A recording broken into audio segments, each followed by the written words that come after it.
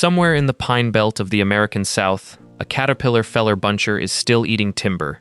Yellow paint, diesel roar, a sawhead that can drop a full-grown tree in about a second. For most of the last 100 years, if you pictured a machine tearing into a forest, you pictured that exact color. Caterpillar was the ground. Caterpillar was the mountain. Caterpillar was the name every operator on the planet grew up saying out loud. And then, with almost no headlines and almost no fuss, the biggest name in heavy equipment walked out of the forest and gave the whole thing away. In 2019, Caterpillar signed away its entire purpose-built forestry business. The skidders, the feller bunchers, the log loaders, the factories that built them, gone. Handed to a smaller company most people have never heard of. The giant that had once said out loud that it wanted to be the forestry market leader simply folded its hand and left the table. So here is the question sitting underneath this whole story. Who was on the other side of that table? Who beats the biggest machine builder on Earth in the one place a machine builder should never lose?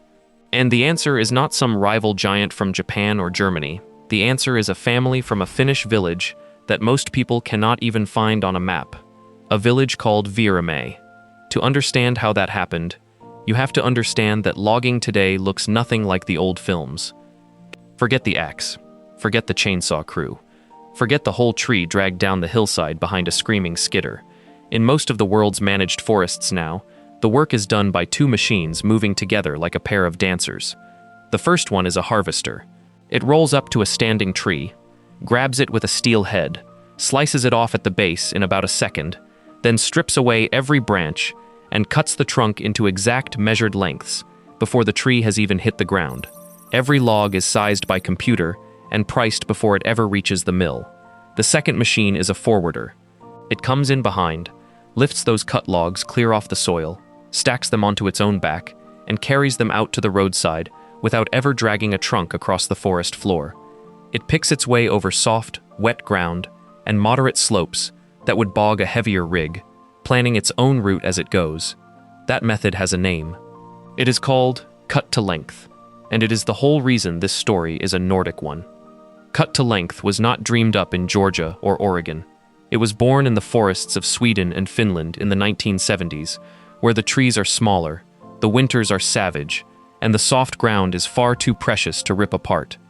A Finnish engineer named Sakari Pinomäki rolled out one of the first true harvesters in 1973. The idea behind it was simple and quietly radical. Do the delicate work right at the stump, let a computer measure and sort every single log, and leave the forest floor almost untouched. The Americans went the opposite way. In the enormous southern pine plantations, the trees grew big and grew fast. Labor was cheaper, and it simply made more sense to fell whole trees, drag them out by the trunk, and sort them at the roadside. Fast, powerful, effective. Two continents, two completely different philosophies. And for decades, nobody knew which one would end up owning the world. If you have ever run a harvester or a forwarder, or you just love watching these machines work, subscribe to Quisoup right now. Because the answer to that question runs straight through one stubborn Finnish family, and it ends with Caterpillar walking away from the forest for good. Which brings us straight back to that village. Vieramäe sits in northern Savonia, a quiet stretch of Finnish forest and farmland. In 1957, a 14-year-old boy from a small farming family walked onto a logging site with a frame saw in his hands. His name was Inari Vidgrain, and he fell completely and permanently in love with the forest. By the end of the 1960s, he was welding together his own load-carrying forest tractor in a village workshop, built out of scavenged and recycled parts.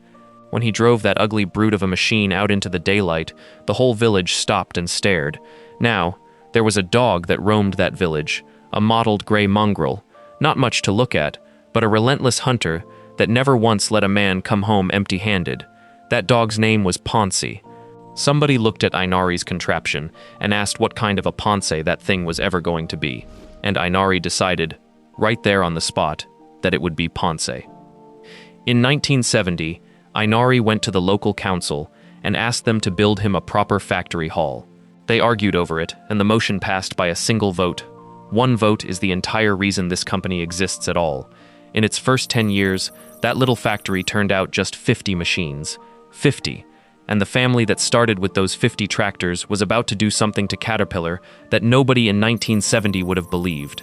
Even in those early days, Einari was already harder than his size suggested.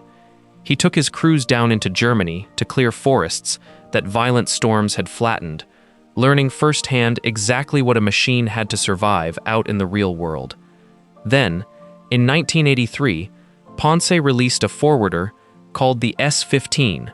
It was built partly out of aluminium, which made it dramatically lighter than anything its rivals were hauling through the mud.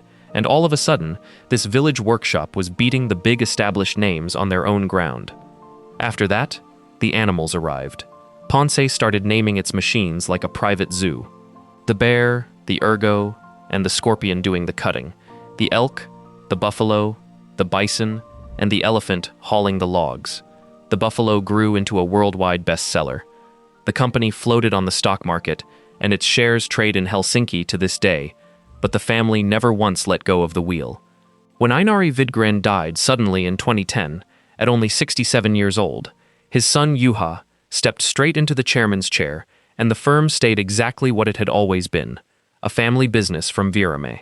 Ponsse went on to become the only company ever to win the Finnish President's Export Award twice. Today, that same family business sells forest machines across roughly 40 countries. About 3/4 of everything it builds leaves Finland for somewhere else in the world. It plants dealers and service crews everywhere its machines go, so a harvester down in a Brazilian plantation or a Swedish forest is never far from a Ponsse mechanic. It runs a service network of more than 200 centers, employs well over 2,000 people, and in a strong year, it turns over close to €750 million, all of it still anchored to a village you had never heard of 10 minutes ago. Now here is where Caterpillar finally walks into the story, and here is where it starts to sting. Caterpillar was not blind to any of this. In 2007, the giant spent $82 million to buy the forestry division of a company called Blount, and with it, a proud old American name, Prentice, a builder of timber loaders going all the way back to the 1940s. Caterpillar said the quiet part out loud. It wanted to be the forestry market leader. It wanted the broadest product line in the entire industry.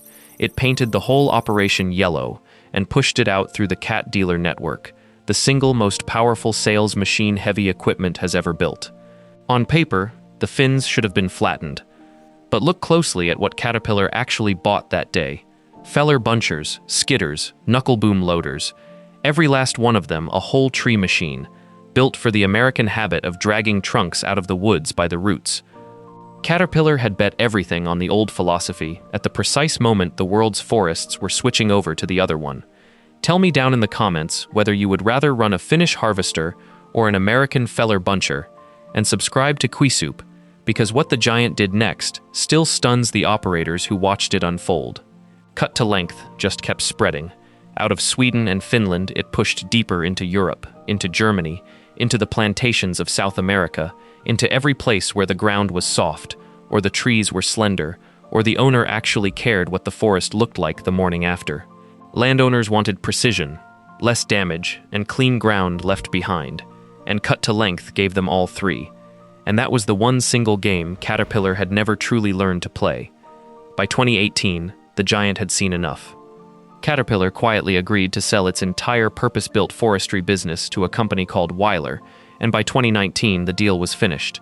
The factories down in Georgia, the training center in Alabama, the old Prentice parts operation, all of it walked out the door under a brand new name.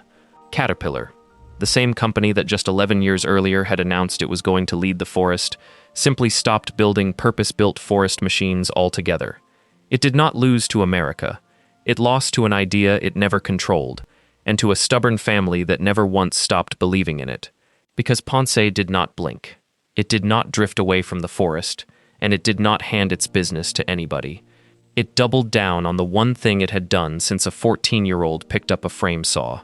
And that is exactly what you are watching happen right now, in 2026.